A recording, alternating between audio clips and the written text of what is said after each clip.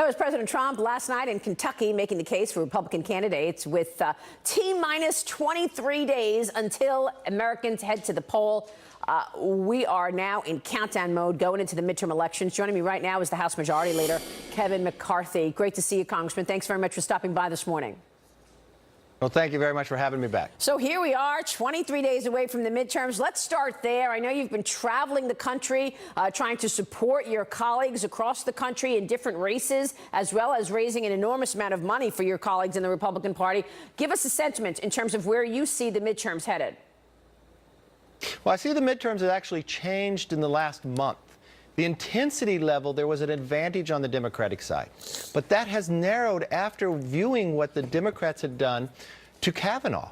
And so I see the intensity level shifting. There is a real concern that I have, though, because Michael Bloomberg, if you watched, who recently re-registered a Democrat, he is trying to buy the Democrat nomination to run against President Trump. So he has put in $80 million to try to win the House.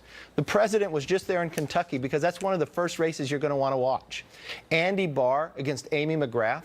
And Amy McGrath, in her own words, this is how she describes herself: the most liberal Democrat in Kentucky.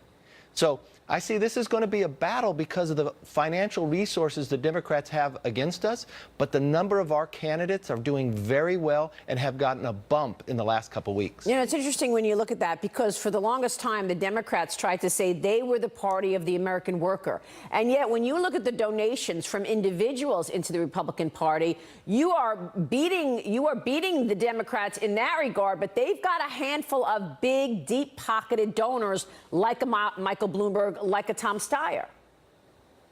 Just think the three individuals who are funding the Democratic Party: George Soros, you've got Michael Bloomberg. It's not just $80 million into the House. He put another $20 million to try to win the Senate. Then Tom Steyer's more than $120 million he has spent trying to win. But his main goal is trying to impeach President Trump. He brags that his impeachment list is bigger than the NRA list. Those three individuals are trying to buy our government in this process. It's very disturbing. I want to get to your bill in a moment because I love the name, build the wall, enforce the law. Yeah. Let me first, though, ask you about the important races that you're watching. You mentioned Kentucky. What other races should we be watching in terms of a close call here between Dems and Republicans? Well, the first thing you want to watch, where could the Republicans actually defeat a Democrat? I'd look in Minnesota, right there. Jim Hagedorn and Pete Stauber. Those are two seats that Democrats currently hold that we're in a very good fight to win. Now, you also want to watch, for your viewers, where could they help in the process, this Bloomberg money coming in?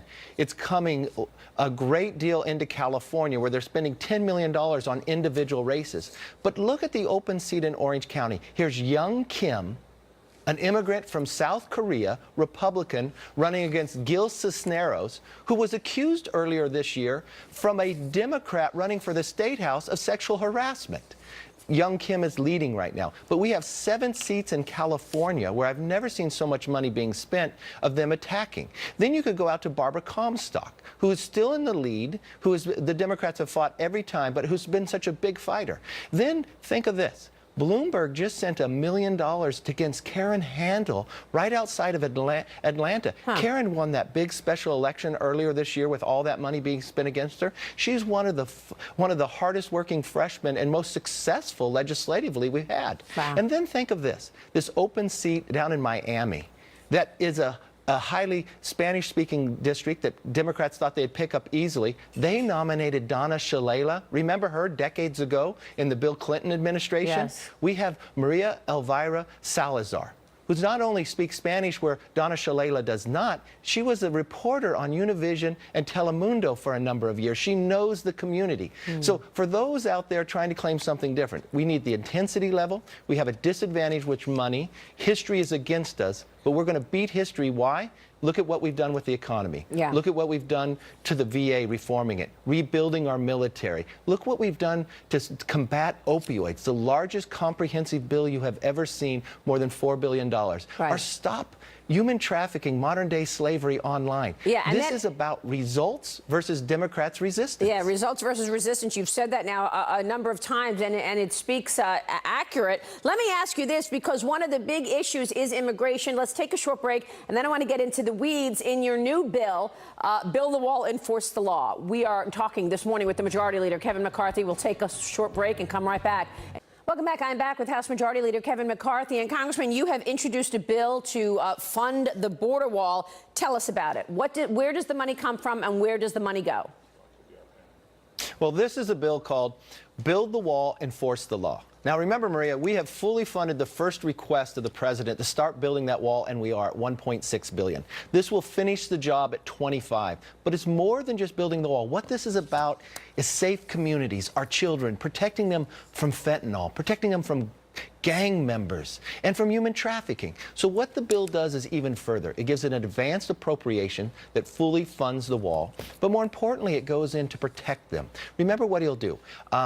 Oppose sanctuary cities. So for those states that are protecting these illegals, they don't get grants from the federal government. Or what do you think about Kate's law? That it makes the penalties harder if somebody comes here illegally, gets deported, and enters back in here. But more importantly, it will remove the illegals who belong to gangs like MS-13 that are going into our communities and causing havoc and drugs throughout. Yeah, we've got Plus, some pictures of you at the border, which we're showing. $16.6 billion is going to be dedicated to the physical barriers, while the rest is going to cover the technology, operations, and other infrastructure costs, as you mentioned, which are all associated with border security. What are the chances of passage? Because we've been talking about this border wall. The president wanted the money available a year ago. And you know, we have worked through the appropriation process, and in the House we had the $5 billion in it, but that has really frustrated me in the past. So why don't we advance it all? That's why I introduced the bill. When we go back in session, we will vote on this in the House. This is what we'll be taking up with the DHS appropriation bill. In the Senate, they have been lower, but look at what the Senate has been able to achieve when they worked together, fought hard, and stayed with Justice Kavanaugh. I believe we can get this done. That's why I introduced it. That's why we will fight for it. And more importantly, there's another element of this bill. You know what's happening out there in these Democrat-controlled liberal cities? They are now allowing illegals to vote, devaluing all of our votes, especially those naturalized citizens who become an American citizen, taking away their power. They legally allow illegals to vote in school boards and others. And now even in California that registers to vote at the DMV, their own government acknowledged they made a mistake and have registered illegals to vote throughout. Wow, yes, this is a real concern I have. Right? And when we put this on the floor, the Democrats voted against it. Incredible. Congressman, we'll be watching the developments. Thanks so much for joining us this morning. Thank you, Maria.